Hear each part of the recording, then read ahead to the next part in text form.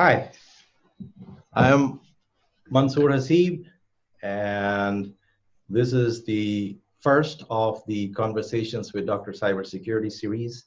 And for today's episode, we have Amber Williamson, Victor Davis, Christine Smoley, Jamal Charles, and Jacob Mammen. We will spend 15 minutes with Amber Williamson and her questions, and then we will spend 15 minutes with each of the other guests. So Amber, would you please introduce yourself for 1 to 2 minutes, tell us who you are, where you are, and then let's begin the conversation with your questions. All right. Hello, hello. My name is Amber Williamson, residing from the great state of Georgia, Atlanta, Georgia to be exact, home of the Braves, home of the Falcons, home of that good Southern soul food, and along with civil rights history with Martin Luther King and the late Joseph Lowry. Um, Currently pursuing my doctoral degree from Marymount University, as well as doing some mentorship independently, as well as actively seeking opportunities that will utilize my skill set.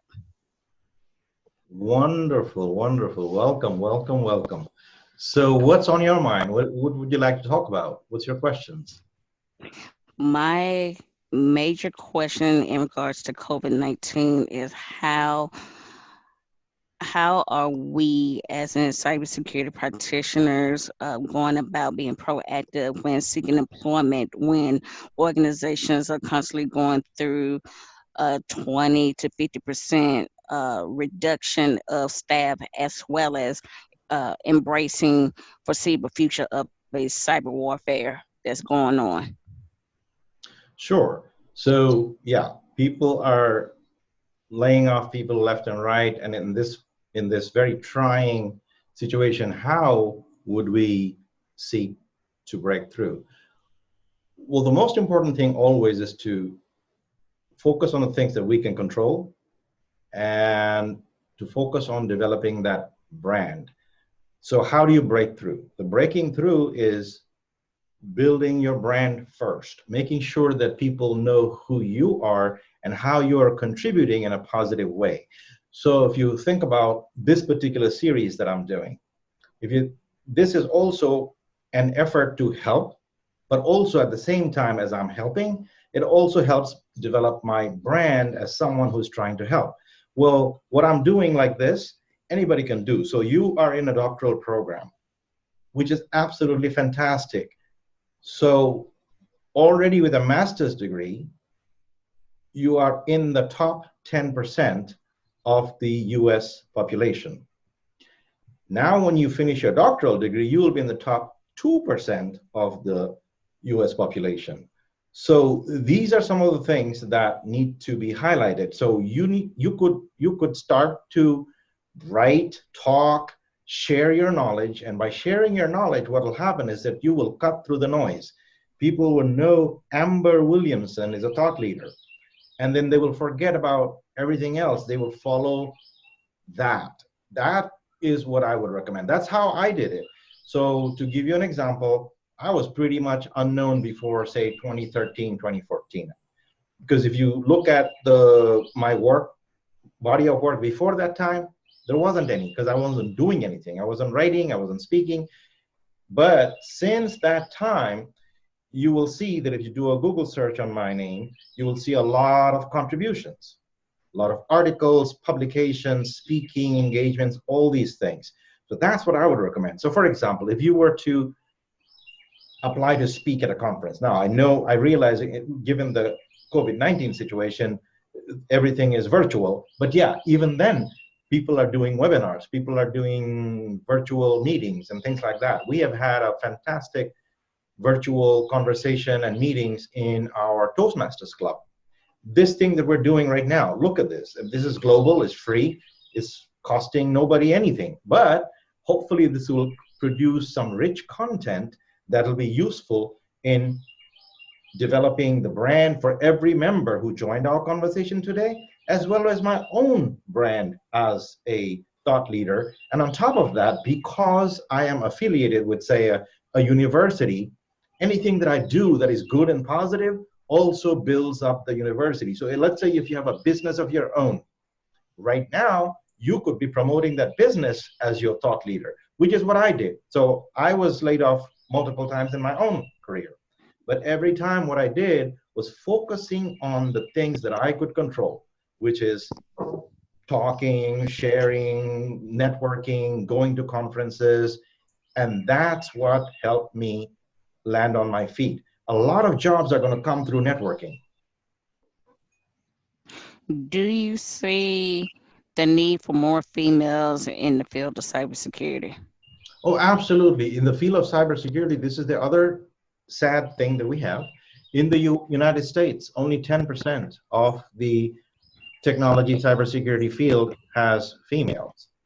In the digital forensics area, a little bit better. So if you notice, that's one of the things that I have been doing. The whole thing that I did with the cybersecurity divas. I never highlighted the fact that they were women because I didn't want anybody to brand themselves as a woman cybersecurity leader or a man cybersecurity leader, because a cybersecurity leader is a cybersecurity leader. Your gender should never matter. But I had heard this crazy thing. Some conferences were saying, we cannot find female speakers. So I said, okay, I'm going to put together a panel of all female speakers, but I will never highlight their gender because people can see it. But then I will highlight their thought leadership. And so we did that. And guess what? As a result of that, because they are becoming a brand of their own and famous in their own right, lots of other people are becoming inspired. So that's the other thing. When other women see these kinds of examples of women doing great things and developing their brand, then other people get attracted, because a lot of people have this confusion about what is the cybersecurity field. They think it's technical and coding and all of that, and they suddenly realize after they're learning that no, it's not. If you look at what, for example, Katie Adine is doing, she's one of my mentees, and what has she done? She has done a lot of work in helping people understand what cybersecurity is. And that is one of the key things that needs to happen over there. And then we will get better representation. Okay, hopefully this might be my second to last question. What is your stance in regards to traditional education versus obtaining the cybersecurity certifications, and why managers want the unicorn expectation of having a certification like the CISSP for an entry-level job, and they can obtain the skill set? Right. So you have actually hit upon a very, very important problem in the industry. The biggest problem is that many of the hiring managers don't really know who to hire, what to hire. They're using these certifications as a crutch, as a screening tool. And that is part of the problem, because anybody who is asking for a CISSP for an entry-level job is not a qualified hiring manager. So that should be the first clue that this is not a good organization for you to even apply to, because they don't really understand. So that's the first thing. The second thing, you had a question about traditional education versus certifications, right? Yes. Well, the whole concept of education is what? The development of the brain. And that is why, for example, a bachelor's education is 4 years, and they take you through a whole range of courses, even though your discipline may be, your major may be, say, economics or political science or cybersecurity or whatever it may be. They make you take a whole bunch of other courses. Why? Because the human brain is a pretty amazing organ. Most people end up using a very small portion of their brain. So the more things that you do, the more parts of your brain you're using. So for example, music uses a completely different part of the brain. Language uses a completely different part of the brain. So education is more about brain development. And when brain starts to develop, and when a brain has developed up to a certain level, it will operate at that level or higher forever, as long as you don't have a disease or something. I mean, if you have a disease that kind of damages your brain, that's a different story altogether. But once you develop the brain up to a certain level, your brain will operate at that level all the time. And that is part of the reason why people want somebody, say, with a bachelor's degree or a master's degree, that it kind of tells them that their brain is developed to that level. Certifications are pretty much testing, whether you know how to do this, that. I mean, there are vendor certifications, there are non-vendor certifications like CompTIA, I guess, and CISSP and all that, but each has a different goal in mind. Most certifications I view as simply brand development. Did I need to have the CISSP? No, I did not. But I use the CISSP pretty much to promote my brand, also to build a network. I love that organization. There are great friends there, and they have great conferences. It's a good place to network, meet people. So that's kind of why I have pursued some certifications. Do I need any of them? No. Okay. I think I have 2 minutes left. Yeah, go ahead. Go ahead. So in regards to the certification, you said you really don't need it. Then how come managers use that as a means for you being promoted lateral versus being able to obtain the skills that you need in order to progress on to the next thing? Because I just feel like you shouldn't be one-sided in cybersecurity. You need to know different areas of cybersecurity so you just don't stay stagnant. I completely agree with you, but until that cadre of managers and leaders change, so this was one of the things that I was trying to, one of the reasons that I came into education is to fix this problem, because I feel like the cadre of people in charge really don't know, because they were educated in a different era. Many of them were educated in curriculum that is obsolete today, and they never went back and updated their skills. So reason I focus so much on the development of the next generation of leaders, I mean, we call them cybersecurity professionals, but in reality, what I'm building are the next generation of business leaders, because today, everything is about digital strategy. If you don't know digital strategy, you cannot run the modern organization. Finance is not sufficient to be able to run the modern organization. It's all about digital strategy. I mean, look at what happened even with this COVID-19 business. Any company that didn't have a digital strategy and the ability to go online 100% as soon as this thing hit, and didn't have a business continuity plan, they're in serious trouble. Many of them will never recover. So you won't be able to fix that particular problem, but what you can fix is still continue to look for organizations and companies. So to help your job search, one of the things that you should be looking for example, you have a master's degree, all right? Well, are you looking for jobs that require a master's degree? If you're not, then that is one of the strategies you might consider changing, because the moment you only search for jobs that require a master's degree, guess what? You are now in the top 10% of the applicant pool, because only 10% of the US adult population has a master's degree. If you apply for, you're going for your doctoral degree, guess what?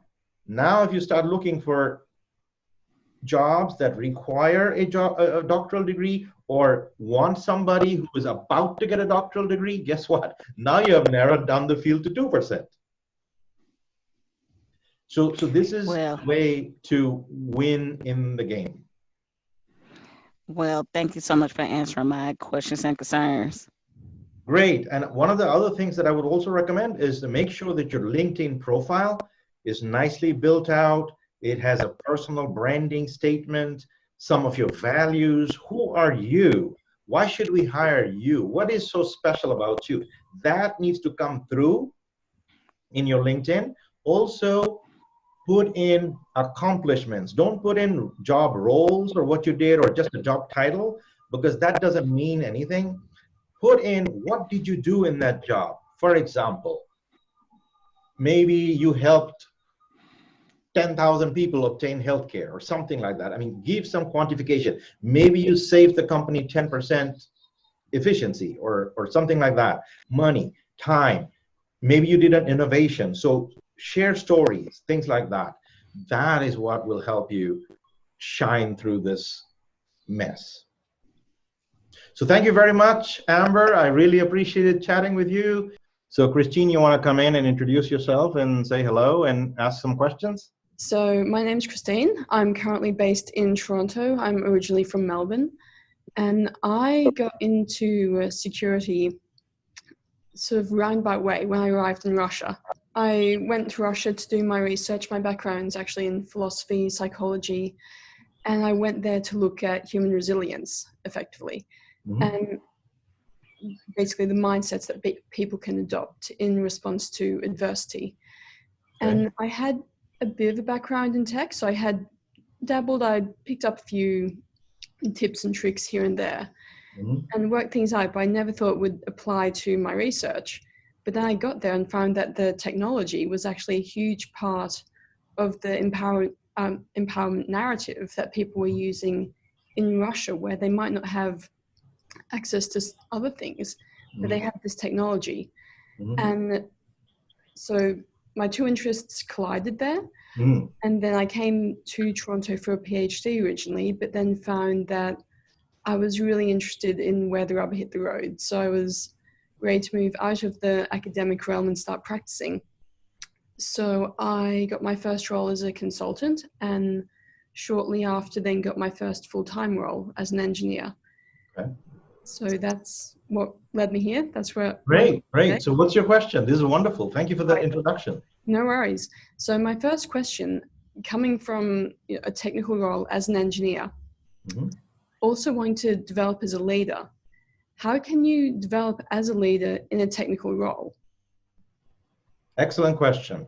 So leadership is nothing more than being able to apply your domain discipline. So think of strong leaders have what are called T personalities. So they have this technical knowledge or technical domain. It doesn't matter what it is. It could be economics. It doesn't even have to be technology. But then the head of the T is that ability. They have that mental complexity to be able to apply that discipline into a variety of situations, problems, verticals, and so on and so forth. They usually will have strong communication skills. They will have a very complex brain in the sense that they will be able to take an unknown situation and figure out, okay, how do we get out of there? And they will usually be very generous with knowledge and sharing, because a leader's job is to do what? Help other people succeed. A leader shares knowledge and shows the way sometimes, but sometimes also collects the knowledge of all the right people to solve a problem the right way. So that's what leadership is. Leadership is a practiced art. So some of the things that you're doing, say coming on this conversation, following some of the people that you're following, doing some of the things that you're doing, because you talked about your two worlds colliding. Well, that already shows that you are thinking in a very, very complex, multidisciplinary way. That's what a strong leaders or good leaders do. Great. Well, thank you. And then, well, as you mentioned, another thing that you can do to build your leadership skills is being active on social media, on LinkedIn, on the platforms. Yes. But then if you're in a situation where, say that you're asked to give a presentation or you want to write an article, how do you choose material that's most useful and most relevant, most interesting for your audience? Excellent. So sometimes you ask your audience, if you have the ability to ask the audience, so you might actually see, even on LinkedIn, there are journalists and writers who are actually crowdsourcing, what should I write about? And would it work? So for example, even this series, before I even started doing this, I basically asked my network, if I do this, would people be interested? Well, as soon as 1 hour went by after that announcement, we had 5 people for this particular episode. So I said, oh my God, there is interest there. So you often have to be guided by your targeted audience. Other thing that I recommend typically is have control of your work. So I don't usually give away a lot of my work to places where I don't have control. So for example, I believe that a LinkedIn blog is much more powerful than trying to get that thing published in some journal or somewhere where you're going to lose control over it if you want to revise it, if you want to do the next edition of that thing, because maybe what you thought at 2 years ago is changed and you want to update that, but you want to be able to update that, right? So if you have a LinkedIn blog, you can update that anytime you want. You can even delete something that is no longer relevant. So that's what I would recommend. Great. The same thing with conferences. Who is your audience? So for example, before I actually, even though I have been, say, engaged to speak at a conference, I will often go early. Say my session is at 2 o'clock in the afternoon, but I will go in the morning. I will listen and I will feel the people. I will feel the audience and network with the people and kind of figure out what will resonate with them, what will resonate with them. And then a lot of my conference, my message is wrapped around what will resonate with them. The core messages and the components may not change, but the packaging changes. You see, and that is the key to be able to resonate. So for example, I was at a women's leadership conference and I had to talk about cybersecurity leadership. Well, I had to tailor that cybersecurity leadership in a way that would resonate with them. And one of the things that I noticed at that particular conference was that a lot of people were talking about the problems, but they weren't talking about the solution, and they didn't understand yet how powerful cybersecurity leadership could be for them. And I said, because they were complaining about the IT field and the cybersecurity field being dominated by men, I said, yes, it is dominated by men who are doing the technology part, and nobody's doing the leadership part. So it's a great opportunity for women to do the leadership part. And you could basically take over that entire domain. Even right now, I'm telling you, there are very few people doing the leadership part. Mm-hmm. That's a great answer. Thank you. Okay, and then being mindful of the time, I think I have 3 minutes. Uh-huh. So leadership does look different in different domains. So a HR leader is going to have slightly different qualities to a cybersecurity leader. So in cybersecurity in particular, what qualities do you need as a leader? Okay, so this is another interesting question. I don't know if you've read my book or not. I believe that the core of leadership doesn't change. It doesn't matter what discipline you're in. The application of those traits or qualities may change. So for example, my leadership, I worked in education, I worked in healthcare, I worked in biotechnology, I worked in nuclear energy, all these various sectors. But what did I practice as a leader? I chose a set of values that guided my behavior. One of them was integrity. Other things were teamwork. Something else was continuous learning. Something else was always appreciating the people around me. So I, as a manager, leader, whatever, I have 2 types of rewards that I can give people. I can give financial rewards or I can give non-financial rewards. Well, guess what? People value non-financial rewards far more than financial rewards, because financial rewards, after a little while, it doesn't make a difference. $1, $2 more may not make a difference. But that daily handshake, the smile that your supervisor or manager greets you with and makes you feel welcome, that is going to drive innovation, loyalty, and allegiance far more than anything else. And that's what I practiced for 30 years in all these sectors. Mm-hmm. So HR leader, cybersecurity leader, all depends on the values. If you embrace a set of values, your behavior will be guided by those set of values.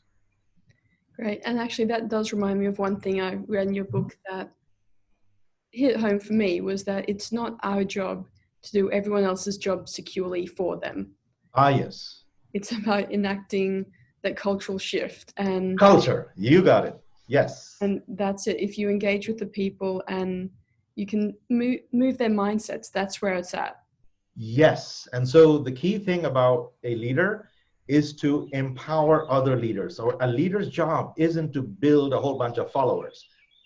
A leader's job is to build more leaders who are continuously going to say, how do I do this better? How do I mean, leaders primarily do perpetual innovation. And that's why I love our discipline of cybersecurity, which is all about perpetual innovation. See, what do I say here? Cybersecurity is people-powered perpetual innovation. That's what it is. Mm-hmm. That's the simplest way to explain cybersecurity. Because without the people, without that fountain of innovation, you can't do this discipline. Mm-hmm. And certainly not about the technologies, or I tell people that when I interview that I'm not interested in the dot point of all your skills. Like, I don't care Exactly. if it's one technology. If you can't ask, is that the correct technology for the job? Is this the correct approach? There you go. There you go. And not only the technology, is this the right configuration of that technology? So the technology may be correct, but then you have to configure it, and then you have to help others use it properly, and then you have to improve it, etc., etc. So all about people. Mm-hmm. Now, if I can put in the last question. Yes, please. Do you have any suggestions for finding strong and meaningful mentoring relationships? Yes. Yes, you will.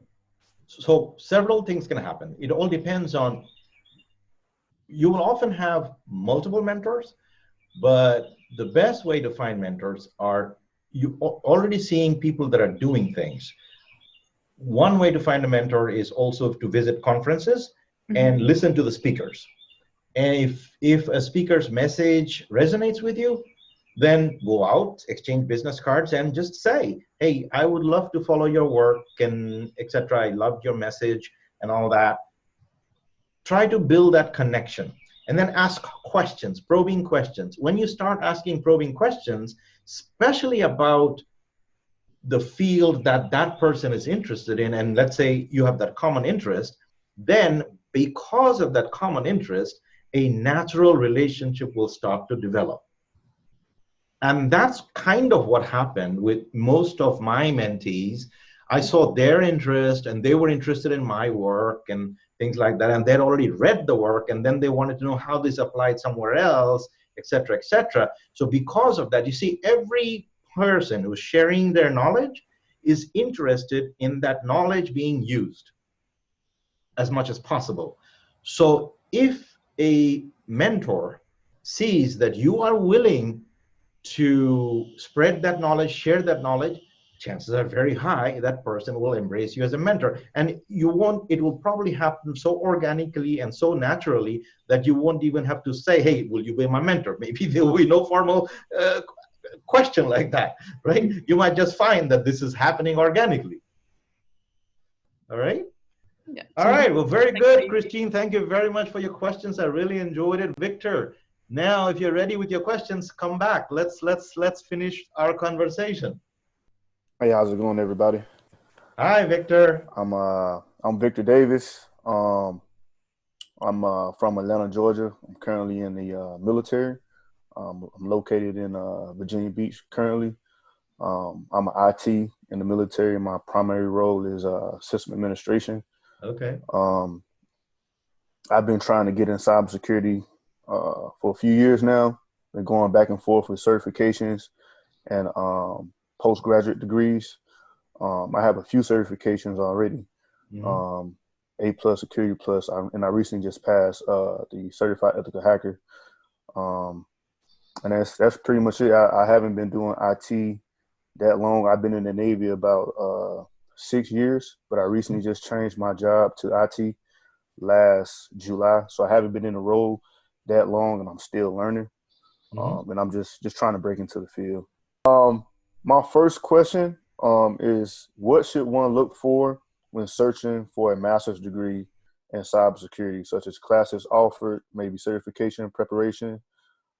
Great. So this is one of my favorite questions, because one of the things that I find is that too many educational programs in cybersecurity are led by people who have no background in cybersecurity.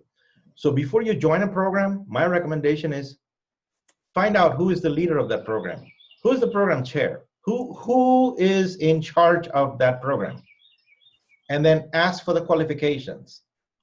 What degree do they have? Is the degree in accounting or mathematics or physics or chemistry or English? Well, if your cybersecurity program is being led by somebody with a PhD in English, will that really be the kind of program you're going to succeed in or going to get something out of it? It'll probably be a bunch of courses because it really matters. Would you ever go to a physics program that is led by, say, an English major? Not at all. So you see, that is one of the key things that a lot of people don't understand. And that is what, when I examined this, that was one of the things that really, really irritated me. I'm saying, well, why are you doing this? There are plenty of cybersecurity professionals out there today that are very qualified. Some of them can't even find jobs. But instead of hiring those people, why are you doing this with people that are not really qualified to lead that kind of an academic program? Then look for experiences. Sometimes you might find a degree in English or whatever in history, no problem, but they may have 30 years of job experience. Maybe they were a CIO somewhere. Okay, now that's different. But if somebody doesn't have the job experience or the academic qualifications, they have no business leading a program like that. So that is one of the key things that you need to think about. Great. I think you touched on this. I think Amber touched on this a little bit. But my second question is, what are the benefits of having a master's in cybersecurity when you can go get the cybersecurity certifications? So master's degree. So I just led one of the largest master's degree programs. And this question was asked by a lot of my students, and some of them are in the audience right now. And so they were like, why do we have to do so much work and this and that and all this incredible amount of work? Well, a solid master's degree program is designed to increase the complexity level of your brain so that you can be a leader and an executive in the field. So that is why a lot of executive positions in cybersecurity or even in anything will require a master's degree. And you will find that sometimes that master's degree will say preferred, but whoever applies with a master's degree will often get a preference because a solid master's degree will have developed the person's brain. Certifications don't do that. Certifications are basically testing memory most of the time, okay? That is the big difference. Okay, I guess you're kind of hitting on some questions I had. This leads to my third question. How do employers value a master's versus a cybersecurity certificate? So employers, that depends on the employer. I value a master's degree far more than a lot of other people. I always value degrees quite a bit because to me, somebody finishing that degree shows a level of discipline, the ability to finish things on time, to do the work, because many people are going through all these degrees. Some of them are balancing life, work, and education all at the same time. Some of the people that I know are maybe even deployed. They're in the service, but they're still doing that education. So to those kinds of people, my hat's off to them, because I love that kind of discipline. I know that that same work ethic is going to translate to the job environment. So my thing is all about that brain complexity, the discipline, because the technical knowledge is far easier to learn. This work ethic, this discipline, ethics, integrity, all of these things are much harder. And it's very difficult for a typical employer to give that to you. But a typical employer, like I always used to train other people in all the disciplines that they would need to do the job. Because it doesn't matter what preparation they come with, by the time they get to any organization, they will have to have a learning curve. They will have a learning curve. It will take 3, 6, sometimes even a year for somebody to become truly productive. And this is another reason I'm not a big believer in layoffs and things like that, because by the time the person becomes very productive, see, the value of a human being actually increases over time, right? Because they gain institutional knowledge. And because of that institutional knowledge, a brand new employee is far less valuable to me than somebody, say, 1, 2, 3 years of experience whom I have personally mentored and groomed. My God, if I lose that person, I'm losing all those 3 years of investment that I put in that person. Okay. My fourth question is, how should I negotiate my salary if I earned a master's degree? Fantastic question. Again, a fantastic question, because it's all about value, right? So if your brand is strong, so you will often hear me talk about your personal brand. If your personal brand is strong, what's going to happen? As soon as Victor Davis joins my organization, the value of my organization might go up. If that can happen, then Victor Davis can actually command a higher salary, because it's all about value, right? I will never hire a person whose value is lower than what I'm going to pay that person. So the higher value you can demonstrate in yourself, the higher salary you can negotiate. And actually, I have a chapter in my book about negotiating salaries also. The other thing you can do is most companies will have public information about their officers. So for example, when I was interviewing for chief information officer roles, I was always looking to see what the chief financial officer makes and other officers make. Once I get that, I know where to negotiate my salary, because my salary better be the same as the chief financial officer. If it isn't, then I'm not really a chief. Right? If the chief financial officer salary is, say, 250,000, and they're offering me some nonsense like 140,000, then you know that the real chief over there is the chief financial officer. But in a company, every executive should be about the same pay band, grade, etc. Because otherwise, you're going to have a serious problem. And so that's the way. You have to dig deeper. What are people making? Some companies, similar story. Let's say you're applying for a chief information security officer job, but you're going to report to a chief information officer. Okay, if the chief information officer makes 650,000, but they're offering you 100,000, that's not appropriate. In an organization where the CIO is making 650, the CISO should be very close to that, maybe 50,000 difference here and there, but it should be pretty close.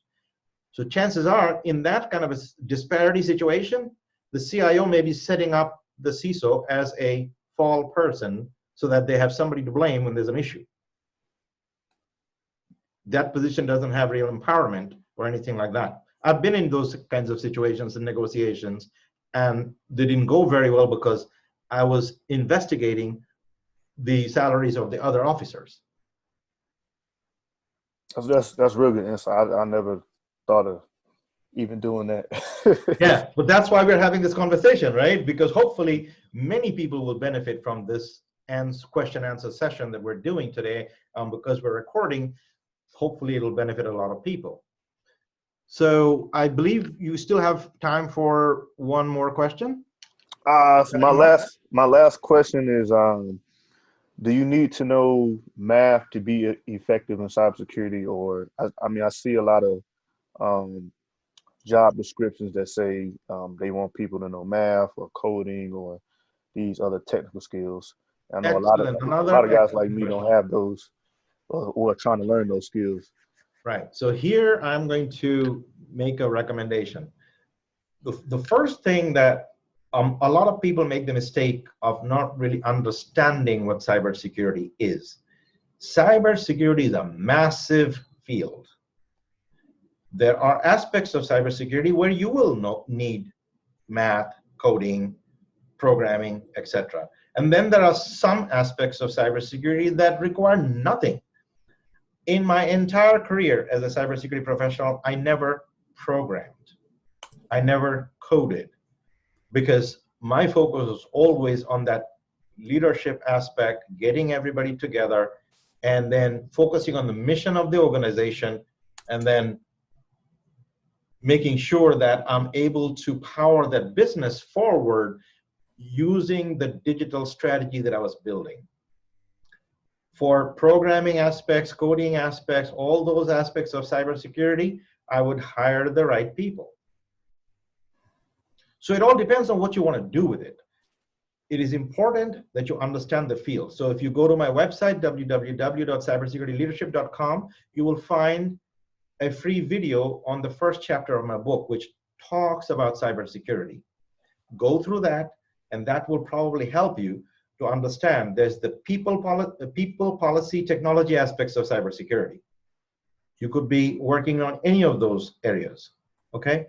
Then there are these governance aspects of cybersecurity. Then there are these risk aspects of cybersecurity. So much. Then there are the training and education aspects of cybersecurity. Some people basically spend a lifetime just educating others. They're never doing coding. So it all depends on what you're doing. So it's a fantastic question. So thank you very much, Victor. That was wonderful. Does anybody in the audience have any questions or anything like that that they want to jump in with? Actually, I do have a question, please. Yes, who is this? This is Wissam. Okay. I don't know if you are able to see my picture clearly. I am, Wissam. Okay. I'm able to see your picture, and I'm able to hear you very clearly. That's great. First of all, thank you so much for hosting this really interesting event in this current situation. We really appreciate your effort. Absolutely. Thank you. Yeah. I got to know this event actually from Christine, her page in LinkedIn. So thank you for her. Oh, Christine. She was promoting this. Wonderful, wonderful, wonderful. So if you have a question, so much. Great. Sure. So just brief background about myself. I'm Wissam, and I'm computer engineer. I have a bachelor degree in computer engineering, and I did my internship in a company like related to network and security topics, and I was really interested in that. Now I'm in the telecom engineering field. I got an opportunity like more than 2 years ago. I have been in this field. It's in telecom engineering for Rogers in Canada. Basically, I locate in Canada, in Toronto specifically, and I do telecom engineering and network designing physical. Yeah, so I pursued a cybersecurity bootcamp last year in University of Toronto while I'm doing my full-time job. Because I want to switch to the cybersecurity career. I see myself more comfortable there. And I did that bootcamp, I graduated, and I pretty much done polishing of materials and LinkedIn, and I got an assistant with that from the university.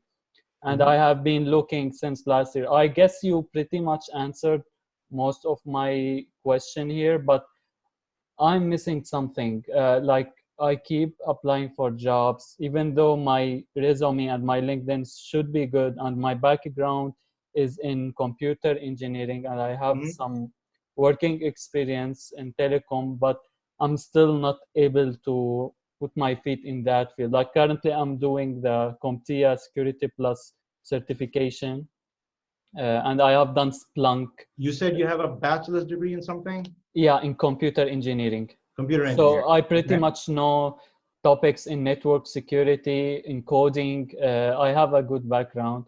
And my work experience has something in network. I'm in telecom, but I have some knowledge in network in my work. But I'm still struggling to get into the field. Like, do you have maybe some advices or something? Yeah, the first advice I would have is to understand the field. Just taking CompTIA Security Plus or a boot camp will not make you a cybersecurity professional. So the first thing, and that's part of the reason that I do these public service things like this, but there's a lot of free videos on my website, www.cybersecurityleadership.com. And one of them, as I mentioned to the other guest, is the chapter 1 of my book. Chapter 1 of my book basically explains what is cybersecurity. So that's the first thing you really need to understand. What is cybersecurity? And then, which aspect of cybersecurity do you want to work in? That is the key. I was interested in offensive security, but after some time, I wasn't sure if I should be picky to a aspect in cybersecurity. So I am open now to anything in the field, incident response or defensive. My interest was mostly in penetration testing, and because we did many assignments and many projects in my university about it, but I wouldn't be so much focusing on a specific field. I don't want to miss any opportunity. I want to get in this field, then I might try to follow my interests, but I'm not able even to join any role. Yeah, I would recommend that you come back on another show, because it sounds like we're going to need to have a deeper conversation. I was hoping we would get a quick question, but I would love to get another quick question from any other member of the audience. All right, Dana Marie, you have a question. Yes, hi. I'm Dana Marie Thomas, and I was actually invited by Tamiko. Oh, you're Tamiko's friend. Wonderful. Well, through LinkedIn. Okay. I have a PhD in public policy. I'm a trained scientist in nutrigenetics, and I'm a professor and a scientist now. Okay. I am making a complete career transition into cybersecurity, and I'm in a master's program now. But one unique thing about myself, in looking at your videos, Dr. Hasib, and reading, I like to apply. I'm a very creative and inspirational person. So I want to somehow incorporate my creativity. I call myself an inspirational architect. Into looking at human factors of cybersecurity. Okay. And so with that being said, are there any resources or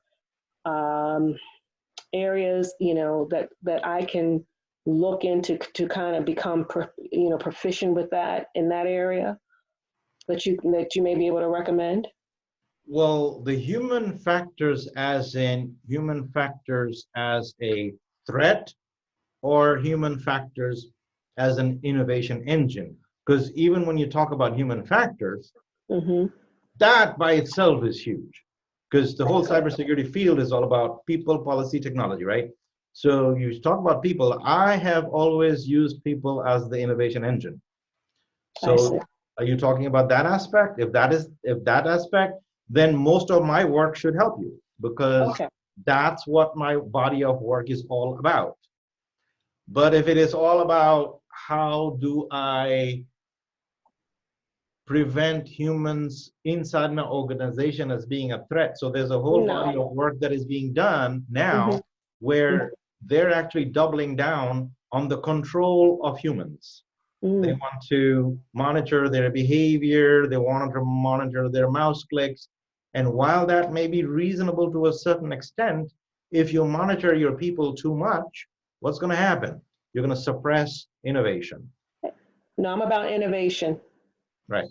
All right. So your body of work then. So thank you. My body of work should help you. Yeah. Great. Thank you. And thank you. Anybody else with a quick question?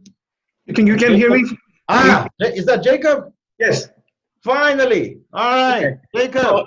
Yes. Nice to meet you, and thank you. Well, introduce yourself first for 1 to 2 minutes, and then we will go to your questions. Okay, I'm Jacob Mammen. I'm in Tampa Bay area. I'm in IT quite some time. I work with IT, mental health work. I've done a little bit psychology, and I have an accounting background and an IT degree as well. Okay. So recently, wherever I was listening to everything, wherever I work, I follow a mentor. I kind of, for example, let's say I go resolve a problem, then I will make sure that my team member know what I did. For example, I done my job today. I came home. I'm off work. I sent the whole team, my manager, what was the problem and what was the solution. He sent the whole email so that everybody will be taken care of. Brilliant. That's what I am. Wherever in my career, I thank God I was able to help few many people in their life, in their career. You're following one of the principles that I've been teaching everybody, that one of the jobs of every chief information officer, chief information security officer, is to promote your organization, because that's the only way the organization will ever know what value you just brought to the organization. You see, so too many professionals in our field forget to write down, document the things that they did. So that is wonderful that you do that. And I took training for another insurance company back in Tampa. I used to go train them every 3 weeks. How to handle help desk tickets. It kind of helped me, because if they help people, it doesn't come to the other support to me. Sure. So what I learned from this is, while I'm in Texas, I went to a manager for asking some questions. So he told me, he's a famous guy. His name is Cheryl Black. He told me, Jacob, what's your question? So what I'm saying is, he gave me directions to act like him. So let me go to my question about the cybersecurity. Yes. Okay, cybersecurity is my question. I have 4 questions. I'll make it short and simple. Great. There are 4 types of people looking for help. One is the students who are just coming from school. They want somebody to mentor. They want to get into a career where how they get into their job. That's one of their situation. I came across a lot of people. I kind of help them out a little bit, but that's the category. Maybe next one is people changing from other field to cybersecurity. For example, customer service, sales, things like that. How they can get into a better education, training, and then and become a better leader. The second thing, the third one is people like me. I'm working in IT for quite some time.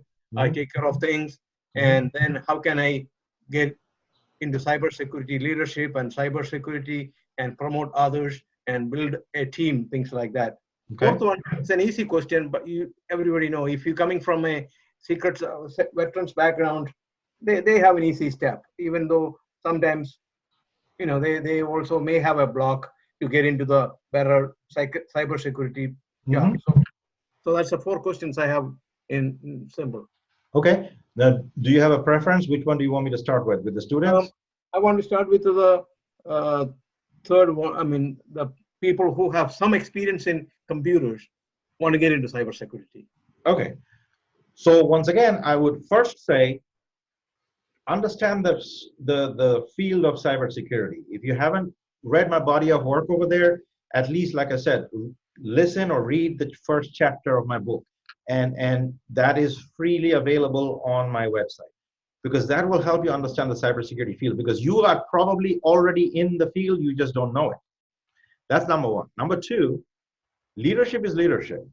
And cybersecurity leadership isn't much different. It's the same thing of understanding the business of the organization and making sure that your entire strategy, think of cybersecurity as the digital strategy for the organization that's going to power the mission of that organization. If it's a mom and pop pizza shop, well, your pizzas must be the best in the world.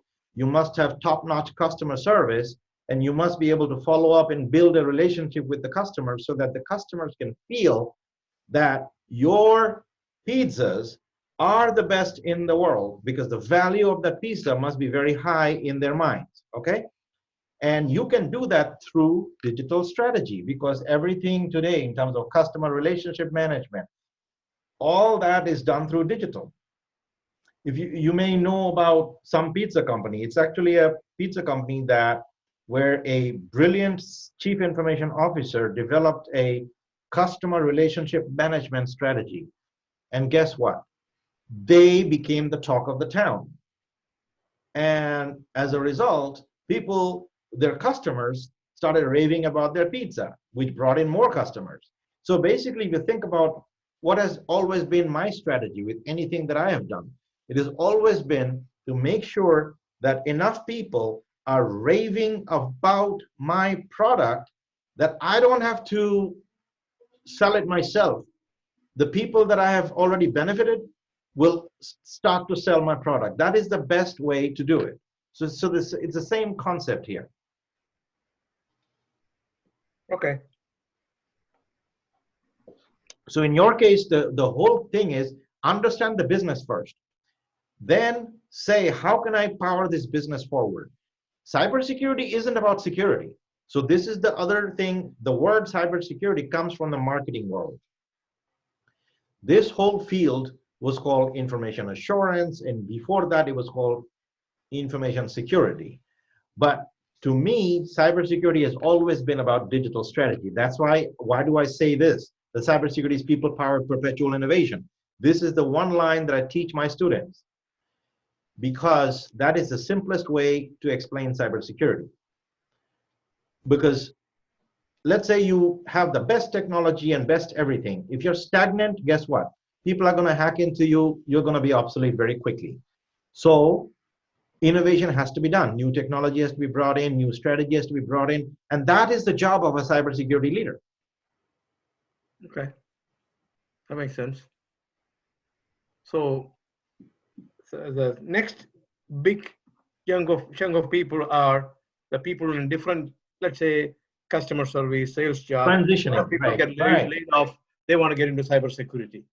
Help them out. Absolutely. So again, it depends on what exactly they want to do. Sometimes it is easy enough to leverage what they're doing and enhance their skills in that realm. So to give you a very simple example, the whole area of accounting and finance. Well, right now, you got forensic accounting, you got everything is digital. So does the accountant want to focus on the forensics aspects of of accounting? That's a much easier transition. Is it possible that that accountant wants to become a chief information officer? That's a completely different equation and goal. If they want to become a chief information officer, then I don't see how they could do that without really educating themselves. And a lot of people have done that. So in the master's program that I used to run, people were coming from all kinds of backgrounds. But a solid program, and that is what is important, who is running the program, who has developed the program. Because just putting a bunch of courses together doesn't make a program. Right. If practitioners in the field have designed the program, and what you're doing are smaller scale versions of real world projects, now you're probably going to be ready when you graduate. So that is the thing. In terms of people transitioning, I don't see how people transitioning without re-education can get into it. I'll give you an example of myself. I wanted to go to academia. Was there a way that I could get into academia without earning my doctoral degree? Yeah, probably I could. But if you think about when I was with a master's degree holder with 30 years of experience, I was still a practitioner. There was no way I was even close to calling myself a scholar, or I could ever even dream of contributing knowledge to the field in a way that I was able to do after I got the doctoral degree. You see, because the doctoral degree develops your brain another notch. And now you're able to contribute to the body of knowledge. And that knowledge also has more credibility because you have that doctor in front of your name. Makes sense. So even now, I'm not sure it's going to be happening or not. Let's say I am a cybersecurity engineer for a company XYZ. Companies got hacked somehow. So is the company able to sue me, or do we have an insurance protection in the future to be a cybersecurity professional? That's kind of a... Is the company able to sue you? Well, this is a very interesting question. They may not be able to sue you necessarily, but they might be able to pinpoint it and fire you as a result of that. As a matter of fact, that is part of what of the problem with the industry is. There are a lot of people who are hiring cybersecurity professionals or a chief information security officer are not necessarily doing it to do the right thing.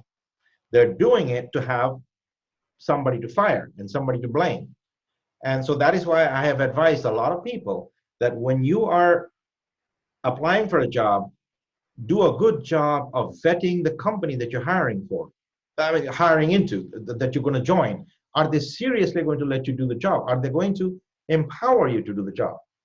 And who are you going to report to? So for example, if you are going to be reporting to a chief financial officer and your title is chief information officer or chief information officer or whatever your title may be, the moment you report to a chief financial officer, money is going to drive everything.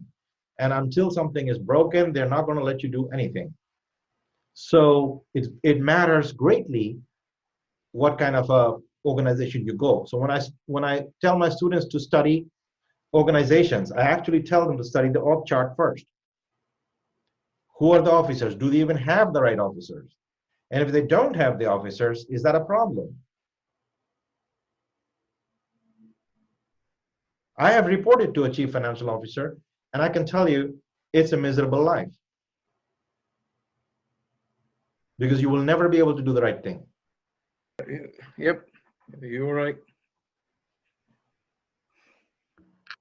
So I think most of the questions, some of them asked by previous candidates, so I got a lot of information. So I don't have any more question.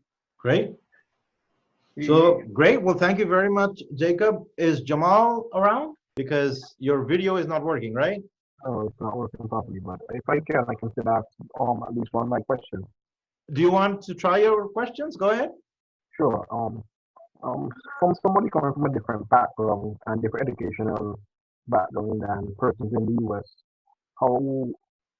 what is your advice on breaking into the IT security market in the US or more developed countries? I currently, because I didn't give an introduction, I currently work at the airport in the Caribbean in a country sentence in the Grenadines. I have a bachelor's degree in informatics engineering and I studied in Venezuela. I'm pursuing a master's degree in IT security from a university in Mexico. That is University Nacional de La Rioja.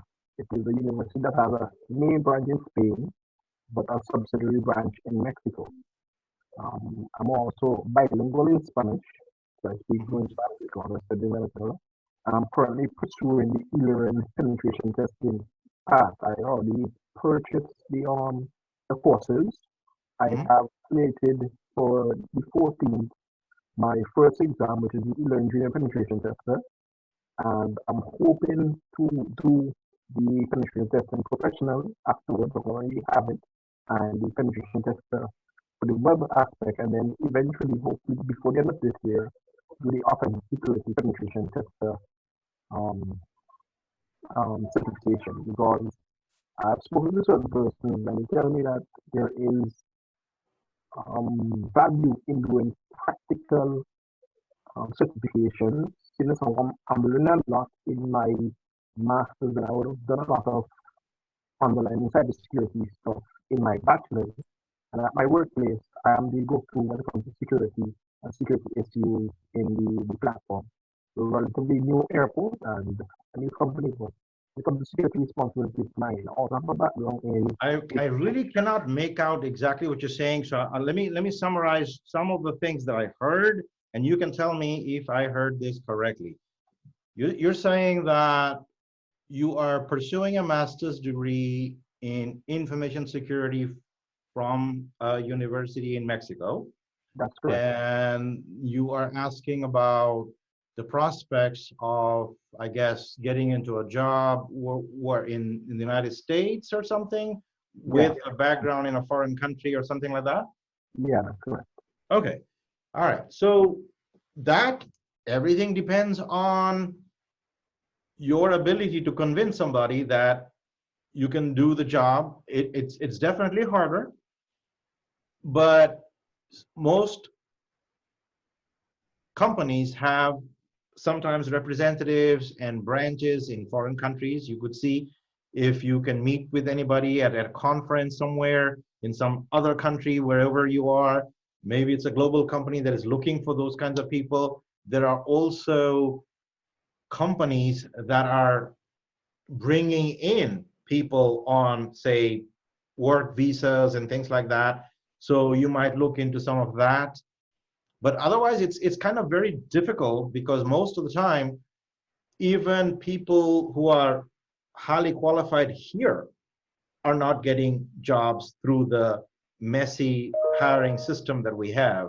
There are plenty of people with even master's degree from US universities that are not being considered, because a lot of people are not even talking to them.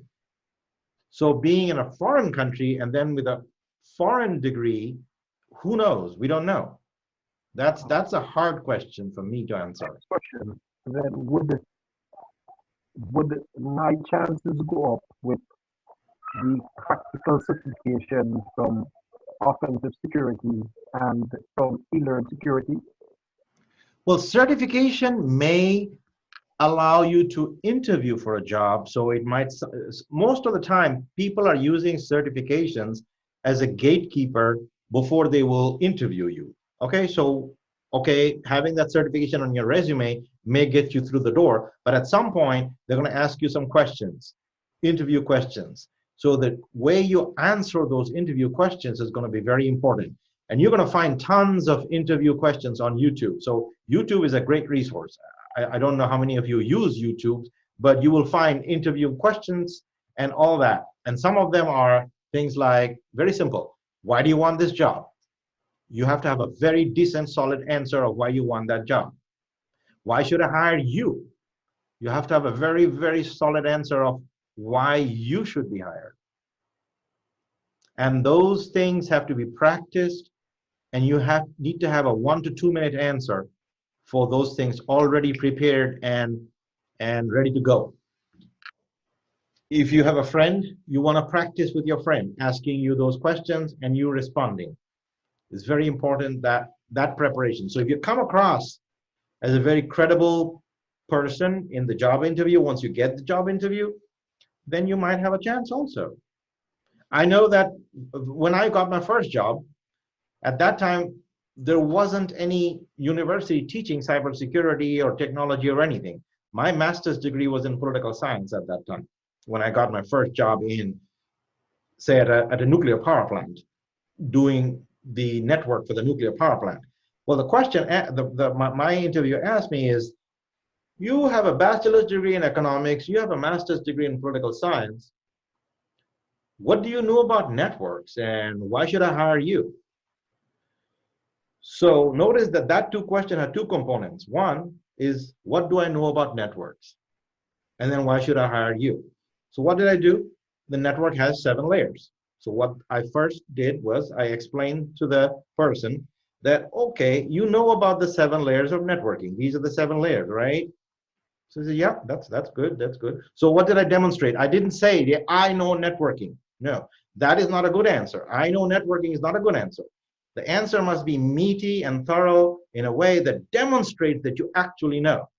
So I explained all the 7 layers, and I said, and now, did you know that there is actually an 8th layer of networking also?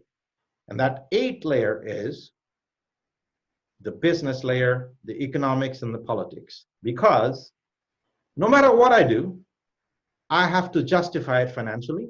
There has to be a return on investment. And no matter what I do, I have to explain it to somebody using easy to understand language, business terms that will resonate with them. And I have to build relationships with people. And that's what my economics and political science background gives me. It gives me that ability to operate in that 8th layer, because without that 8th layer, the rest of the 7 layers doesn't matter. That's the answer that got me the job. And that's the kind of answer you have to develop. I had already developed that because I knew I was going to face that question.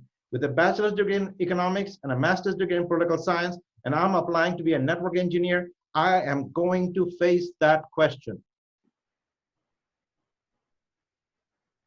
You see that, how that makes sense? Yeah. So whatever it is, they're going to ask you, Jamal, you're from this foreign country. I've got Americans that I can hire. What is so special about you that I would have to hire you? You need to have an answer ready, prepared to go, that you bring this unique talent, skill, or ability to think about things that is going to make you special for that particular job. Maybe it's the company's business. Maybe you understand the company's business. Maybe you found an issue that you can fix or address. I mean, it's the fact that because I'm from a less developed country, I would have had to deal with 1,000,001 issues, which would be pronounced in the cybersecurity area now, because most personal specialists who are only for small type of roles, while developing countries, you have to deal with 1,000,001 problems and keep the company functioning. So your question was, you're coming from what, a less developed country, and does that put you at a disadvantage? Is that what you're asking? Actually, it can be an advantage. It can be an advantage. Absolutely can be an advantage. Yes. As a matter of fact, I came from a different country and I made my career in the United States. And I used every aspect of my being as an advantage to myself. Because every human being is unique. So embrace your uniqueness and basically use that as an asset.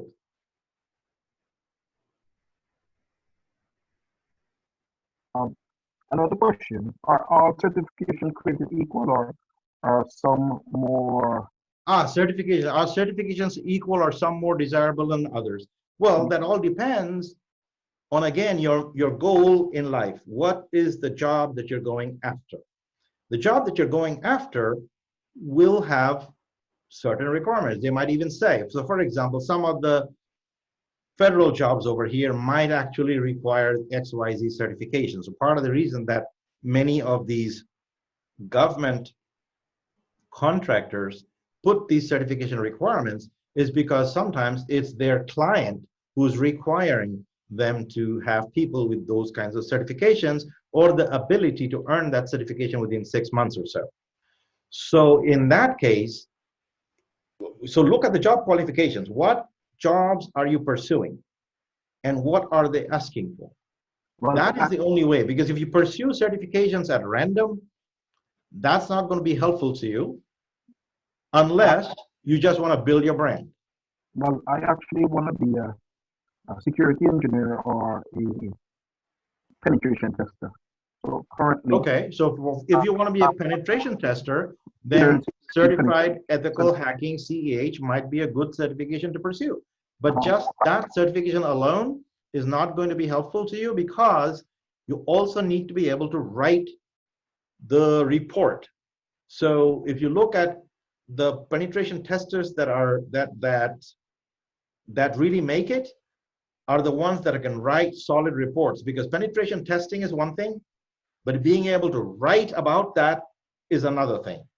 So to give you an example, in the master's program that I developed, that was one of the projects, penetration testing, but writing this massive report about that penetration testing that you just did, documenting every step that you did, and then also writing a PowerPoint presentation around it, presenting that, writing an executive summary. So it had all these various pieces, you see?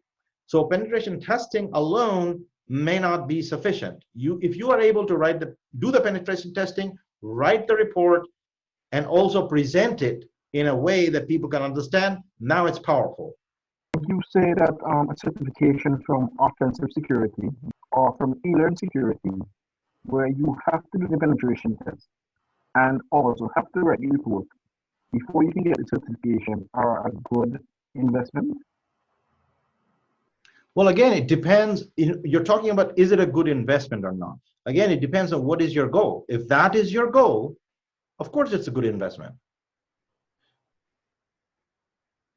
It really depends on what job are you pursuing. What is your career goal?